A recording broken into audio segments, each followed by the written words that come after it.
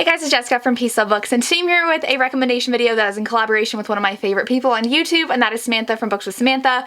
If you did not know, Samantha and I run a historical romance book club together the past almost 2 years now. I love Samantha so much. She is just a ball of joy, and I've gotten to meet her a couple times in person, and she's just like the cutest thing ever, and I love her. If you're not following her, please go follow her. She does trope weeks a lot. She has a lot of great recommendations.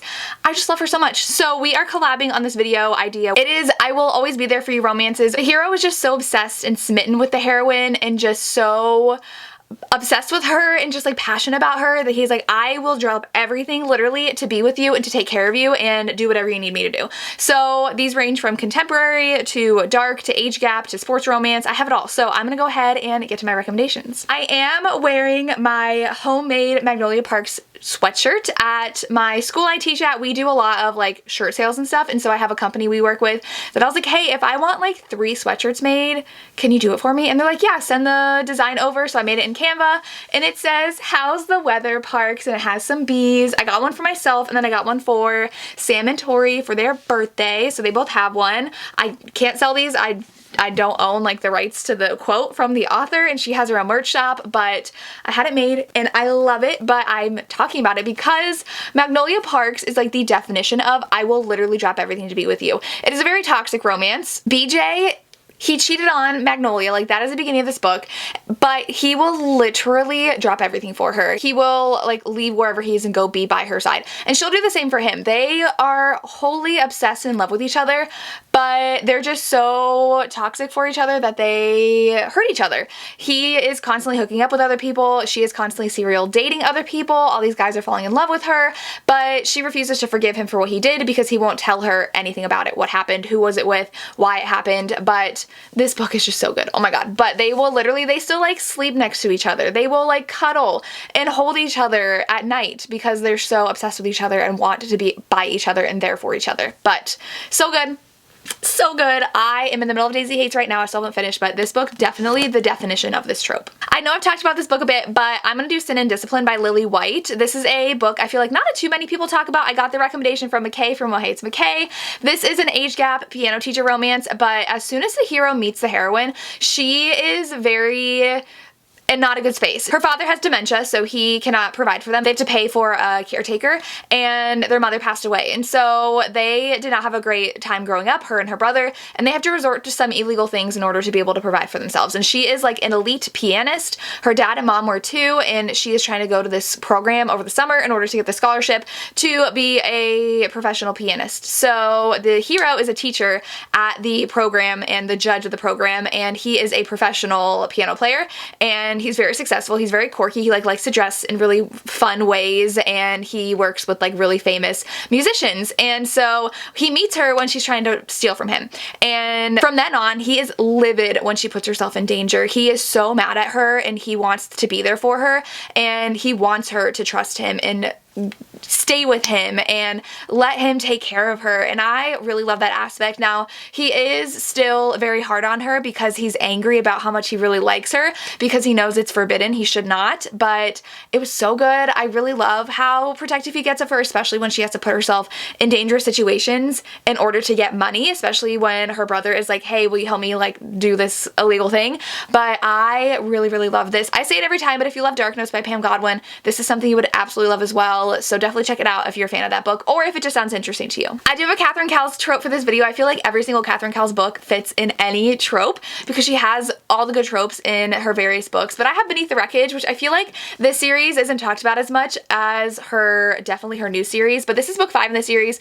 This one for sure is mostly able to be read as a standalone. They don't overlap too much. The first 3 are best friends, but 4 and 5 like kind of have stuff to do with each other, but they're really mostly standalones. So this one, our heroine is back in town after years have passed since she's been there because her best friend went missing when they were in high school. I think it was like the summer before freshman year. Her friend wanted to go to a party, she didn't want to go, and then her friend went missing, and literally she was never found. So she has a lot of hurt and trauma from this place, but it is like a seaside island town, and there were like rental properties there, like cabins, and so she is back and she's bought the property and she wants to open it back up. Kind of just like cathartic healing for her, and so she is fixing this up, and our hero actually was hurt in the previous book from trying to rescue someone. He's just like a really all-around good guy.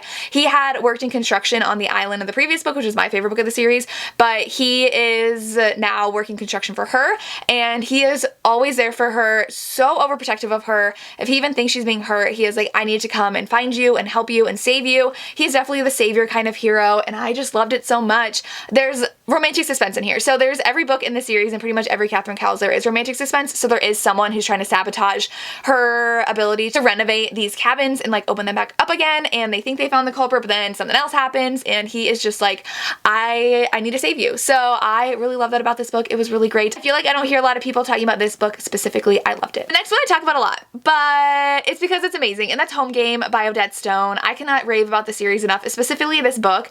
This book, our hero is like the definition of a good guy. I feel like a lot of these are heroes who it is their role like to be the savior for people, and so our hero is a professional hockey player, and he sees this girl, and he is trying to like do his taxes. He's really struggling. She's in the coffee shop, and she's like, you're doing it wrong, let me help you. So she helps him, and then she ends up being late for something, and she freaks out, and he's like, I'll drive you, it's fine. She's late to getting to a homeless shelter, and so she gets there like 5 minutes late, and they're like, there are absolutely no excuses, I'm sorry, we cannot let you in. And so she's devastated, and he, the good guy in him, is like, I need to help you, like, come stay with me, it'll be totally fine. She stays with him for a night, he gives her his card, and then she leaves, and she is on the streets. That's where she lives. She is homeless, and she ends up in a really, really, really horrible situation, and wakes up in the hospital, and they call him because his card is the only thing on her. Like, all of her stuff is gone too. So he ends up taking care of her. And I love a caretaking hero. I haven't done a specific like caretaking scene video because I don't remember specific scenes. I just remember this hero needed to take care of her, and he needed to be there for her. And so I love that about this hero. Very, very slow romance because she does not want to feel like she owes him like favors because of the power imbalance, because he is taking care of her and giving her money and giving her a place to stay. Like, he has all the power in this relationship, and she's like, I'm not gonna sleep with you because you have the power. And he is like, I don't need that. Like, I just want to help you. I'm just a good guy. So it's a very slow friends to lovers romance. Amazing. I love this one. I know I talk about it all the time, but please read it. Then going a little darker, I have Reaper by A. Zavarelli. This one, our hero has been obsessed with her heroine for a very long time, but she's in a very bad situation. She is working at a club, and her mom is dying, and so she is just like trying to scrape by, and he is also someone who is very, very damaged. He's like the killer for his mafia. He went through a very, very bad childhood. This is dark, so definitely has lots of trigger warnings for violence and sexual assault and all that stuff in here, and death. And he literally kills anybody who touches her, and he wants to be there for her. He watches her all the time. He is fascinated with her, but she gets into a lot of really bad relationships because she is desperate for money, and she has no one taking care of her, and so she doesn't really know how to say no and get out of these relationships. So our hero in here is obsessed with protecting her and saving her and taking care of her, and he also though has a really hard time being touched, so it was just really emotional and really good. I really love the series. This one specifically I really enjoyed. Okay, so one might seem like a little like, are you serious? But the way this Why Choose Romance, the heroes were obsessed with this heroine, is A Lady of Rookscray Manor. I know I've talked about this in a recent video. I know you all have probably heard of this book, but hear me out. The way every single man in this book worships the ground this heroine walks on, I was obsessed. I loved every single different hero in here. I know some of my close friends hated this book, but they all were obsessed with her, and they all worked collectively to just give her everything and be there for her. There's also some suspense at the end, which I really loved, where they were just like crawling over each other to protect her and wanted her to be safe, and were freaking out about her not being safe, and they all made sure one of them was with her, and they worked together to make this relationship work, and they never made her feel bad about who she was with, because it is like 5 different creatures. It is paranormal, so like they're not human, but like it's so good. I love a smitten hero. I love a hero who literally is like, I will protect you, and I'm obsessed with you, and I love you, and that's how every single one of them were. When you have like 5 guys in a book like that for a heroine, I am sold. Amazing. Amazing. Like, if you're at all hesitant, just please read this book. Then I have Don't Kiss a Bride by Carrie and Cole. This one I've loved for over a year now. It was one of my favorites last year, and this one is definitely an age gap, and our heroine has a really bad health problem, and she has a very bad home life. Her parents are not in a good situation, and so she doesn't have health insurance, and the hero is working construction next door to where she goes to school, and he notices, I think she had a problem with her car, and so he helped her, and then she passes out, and he's like, what's going on? And he gets to the bottom of it, and he's like, I can marry you to give you health insurance. So automatically he has this kind of hero complex where he's like, I need to do something to fix this problem, so let me marry you. He has no other thought about a relationship with her. He thinks she's too young because he's in his 30s and she's like 18, and he's like, I don't want anything else to happen. Like, I just want to marry you so you could be taken care of. And so he's a really good guy in that sense. And then slowly they develop a really, really sweet friendship. He does not want her as something more, but then slowly something does start to develop between them. It is the sweetest slow burn romance, and I just really love the hero and how he just wanted to take care of her. He's like, I see you have a problem and I can help you. And I love that part of a hero in a romance. I keep on saying that, but this is one of my favorites and you should definitely read it. The next one is All Roads Lead Here by Mariana Zapata. I know like everybody's read this book, but there are certain scenes in here where I'm like, Rhodes literally drove like 2 hours out of his way through the pouring down rain, walked hours in the pouring rain just to see if she was okay. I'm obsessed. I was obsessed with Rhodes. I think this is definitely Mariana Zapata's one of her best romances she's ever written. I love it so much. It's also an age gap. The heroine got out of a really long-term relationship and she moved to this town where her mother had disappeared while on a hike, and she wants to like do all of her mother's hikes, and so she rents out this garage apartment. It turns out it's Rhodes' garage and his son is the one who rented it out without his permission, but he lets her stay, and he slowly, very slowly, it's very slow burn, falls for her, and he's just a grump, doesn't talk a lot. It is so sweet. Like, he is kind of like a forest ranger, and she gets into some situations or like won't respond because she's like off the grid, and he freaks out and he's like, I need to make sure you are okay. And I love a hero who just like needs to know the heroine's okay and will drop everything and go hours out of their way just to say, are you okay?